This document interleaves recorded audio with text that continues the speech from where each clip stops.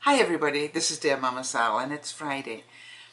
I just wanted to let you know that this is a really exciting weekend for us at Dear Mama Sal headquarters because we've got a couple of our viewers meeting up this weekend. They're doing their own private meet and greet, and isn't that fun?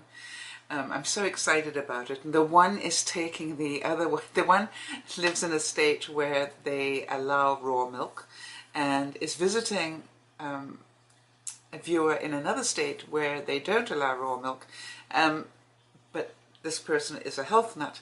So bless her heart, my one viewer is taking a gallon of milk over to the other one, and you gotta love that, right? That's real friendship.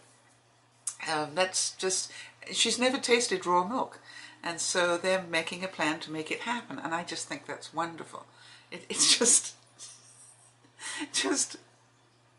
beyond belief wonderful as far as I'm concerned. And by the way, talking about meeting and greeting, next week, for those of you who are regulars on our broadcasts, Glenn and I are going to be meeting up. Now, you know that's going to be chaos. For those of you who know Glenn, you know he's got a wicked sense of humour, and you know how nasty he can be to me at times.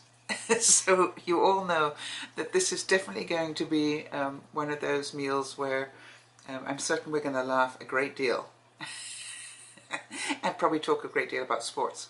But the main thing is that we're actually just going to get outside our comfort zones and just meet up and say hi and enjoy a meal together.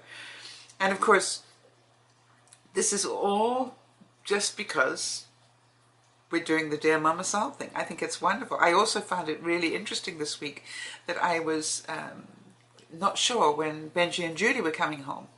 And, you know, one of my viewers told me. And it's just like, I just love the way that everybody interrelates to everybody else's channels.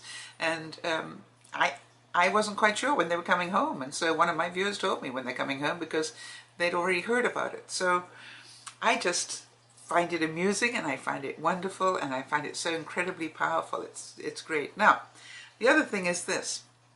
Some of you may have seen on the Facebook page or on the DearMamaSal.com, my webpage, that I am now celebrating, I think today is 91 days of not smoking. And that's been quite a huge thing for me, obviously. And we already know that the husband of one of our viewers had heard about what I had done and decided to quit as well. So we know we've got one other person that decided to quit because of what we were doing here on YouTube. However, the other interesting thing was we got a couple of new viewers, and they're from Denmark. And you may have heard me talk about them, the Annemette and Jesper. And they were asking me about my electronic cigarette. And we had quite a discussion on our broadcast last week, and they have actually gone ahead and bought one. So what I've decided to do, in case there are any other people out there who might be thinking about how can I reduce the number of cigarettes I smoke, if you do smoke, or how can I quit, I thought I'd just do a little video about what I did and how that has helped me, in the hope that maybe it will inspire somebody else. And I'm not telling anybody you got to quit. You have to understand, I smoked for the best part of 50 years, so I know all about how difficult that is, and I totally understand anybody who's, you know, not in a space to stop. This is not a judgment call. Rather, on the other side, if any of you are going, how can I reduce it a bit, maybe that will help. So that is my hope. I am sincerely hoping you all have an absolutely wonderful weekend. It's a bit rainy here in British Columbia, Canada.